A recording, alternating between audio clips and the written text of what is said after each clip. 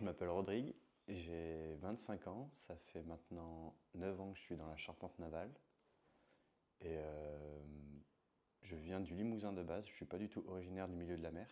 J'ai choisi ce métier par passion et maintenant ça me plaît. Charpentier de marine, c'est vraiment le nom. Alors mon métier c'est vraiment réparer et on peut construire aussi des bateaux en bois. Après on peut être amené à faire de l'aménagement. Comme on a dans la boîte, on a une équipe qui est plutôt spécialisée dans l'aménagement, comme la finition, la préparation aussi de bateaux. Donc les préparer une fois qu'ils sont finis, mettre à l'eau, préparer l'accastillage, mettre les voiles en place. Ça peut arriver qu'on le fasse. J'ai toujours aimé travailler le bois et je voulais faire un truc qui change un peu d'habitude. Vraiment, les maisons c'est bien. J'ai travaillé dans le bâtiment un peu avant. J'ai vu que c'était sympa, mais j'ai préféré me lancer sur un métier plutôt original. Et c'est vrai que j'ai découvert le métier de charpentier de marine. Je me suis dit, allez, je me lance là-dedans, et depuis, ça me plaît, quoi. C'est le métier que j'aime bien faire, quoi. Alors, pas avant que je commence mon métier. J'ai découvert un peu la voile sur le moment. J'avais vu les bateaux quand j'étais plus jeune en colo, vite fait des petits tours de bateau sur les petits dériveurs. Et quand je suis arrivé dans le métier de charpentier de marine, ça va de pair en fait, il faut apprendre un peu à naviguer, sortir en mer pour voir comment fonctionne, comment mettre les pièces, comment tout fonctionne. Donc j'apprends à naviguer sur le moment depuis que je suis charpentier de marine. Ah, on a un peu de tout. Les très jeunes, on va pas, c'est pas un métier qui va attirer tout de suite. Aujourd'hui, on a beaucoup de gens en reconversion qui viennent découvrir ce métier. Après, c'est un métier quand même peu répandu. Il n'y a pas beaucoup d'entreprises en France. Donc les très jeunes, qui vraiment sont passionnés pour faire ça, ils commencent très tôt, sinon après c'est une reconversion. La majeure partie c'est ça. Ah, c'est un métier déjà qui est très ancien, il va toujours être amené à évoluer. Tant qu'il y a les bateaux en bois, il y aura toujours ceux qui conservent, mais il y a toujours des nouvelles choses qu'on peut faire avec le bois qui est lié à la mer, donc ça change rapidement. Ouais. C'est quand même un plaisir, c'est quand même travailler les vieilles méthodes, les vieilles techniques. C'est des choses que même encore les machines ne peuvent pas faire à notre place. C'est un métier où on est encore protégé là-dessus. Aucune commande numérique ou une machine robotique peut faire tout ce qu'on fait actuellement. Ah, le bois, c'est une matière qui est assez noble et qui est vachement très agréable à travailler. On peut faire vraiment ce qu'on veut avec le bois. On y pense juste, hop, c'est un bon coup de crayon, hop, tu le traces, tu fabriques ta pièce en 3D et puis voilà. Il n'y a vraiment pas vraiment de limite. Sur le bois, tu peux vraiment faire ce que tu veux. C'est pas comme la fibre où il faut que tu fasses des moules, des trucs comme ça. Là, le bois, tu fais vraiment ce que tu veux sur le moment. Bam, tu as besoin d'une pièce de telle forme, telle épaisseur, telle longueur. Tac, on le fait. Alors principalement, c'est de la restauration parce que la construction de bateaux en bois traditionnels coûte vraiment trop cher. De nos jours, on fabrique plus de bateaux en bois et ça coûte beaucoup trop cher. Même déjà la restauration, c'est quand même un beau billet. Mais principalement ici sur La Rochelle, c'est de la restauration de vieux gréements.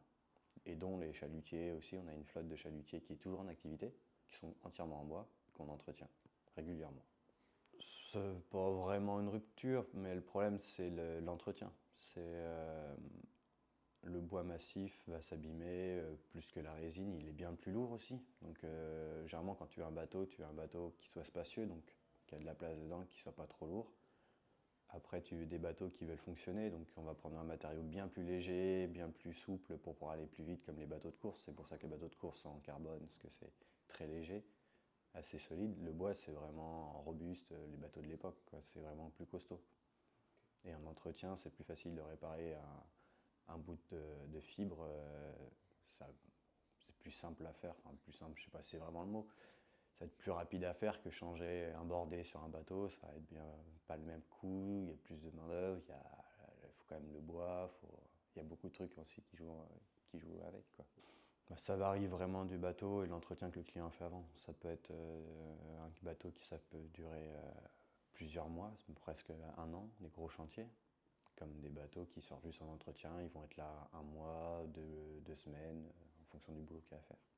Plus gros chantier, ouais, ça traînait sur ouais, quelques années, mais on fait un peu en pointillé, parce que généralement tu peux pas tout faire d'un coup.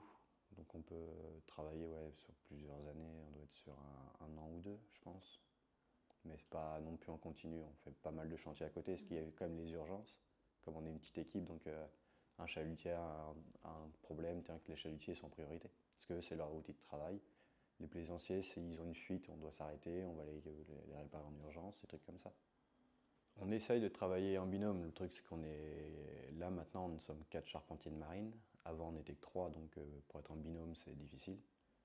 Mais ouais, ça dépend des chantiers. C'est des petits boulots faciles à faire, on peut être tout seul. Et dès qu'on va être sur des gros chantiers un peu plus imposants, là, on peut être généralement 2, voire 3, en fonction de le temps aussi. Si le bateau doit vite retourner à l'eau, on va mettre une grosse équipe dessus, on va travailler à fond, et puis voilà. Bah, enfin, une valeur dans mon métier, c'est vraiment, je sais pas, tant qu'on travaille le bois, nous, c'est ce qu'on veut faire en fait. On essaye de ne pas toucher à la résine ni au contreplaqué. Enfin, le contreplaqué, ça vient avec maintenant. Mais on ne veut pas toucher tout ce qui est fibre ou quoi que ce soit. On veut vraiment rester dans notre milieu. Le bois, que tailler, la grosse charpente, c'est ce qu'on aime, quoi. C'est pas la petite finition. Après, chacun son choix, quoi. Moi, j'ai préféré faire vraiment la grosse charpente. D'autres ont préféré faire la menuiserie. C'est un peu ça le truc, quoi. Pourquoi La Rochelle? C'est arrivé que quand j'ai commencé à travailler dans la charpente navale, j'étais en CAP, je cherchais un stage. Et le seul que j'ai pu trouver pas très loin de chez mes parents, c'était sur La Rochelle. Quelqu'un pouvait m'héberger. Et j'ai fait mes stages de 3 fois un mois dans une autre boîte à côté. Et en fil en aiguille, j'ai rencontré Nicolas qui a repris la boîte. Et c'est là qu'il a bien voulu me prendre en apprentissage après quand j'ai fait mon BP.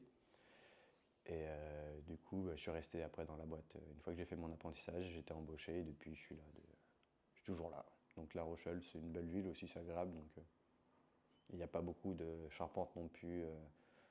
Dans le côte, un peu sur la côte là, Atlantique Sud, il n'y a pas grand chose en chantier. Il faut monter vraiment en Bretagne si on veut trouver plein de chantiers de traditionnels, quoi. Pour le métier, ouais, c'est important. Il faut savoir comment fonctionne un bateau. Il y a besoin, si tu n'as jamais navigué, tu ne peux pas vraiment savoir quelle pièce travaille, comment elle résiste, comment ça passe, comment le confort aussi.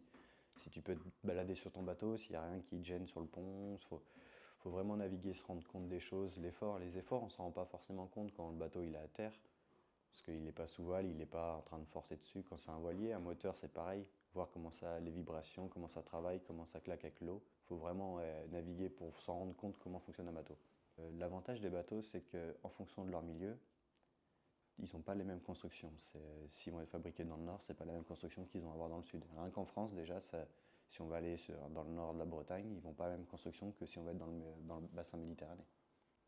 Ça va être vraiment différent, chacun sa construction de l'époque, surtout le bois qu'ils avaient, donc c'est pour ça que c'est intéressant. Il faut un peu voyager pour se rendre compte qu'il y a plusieurs façons de faire.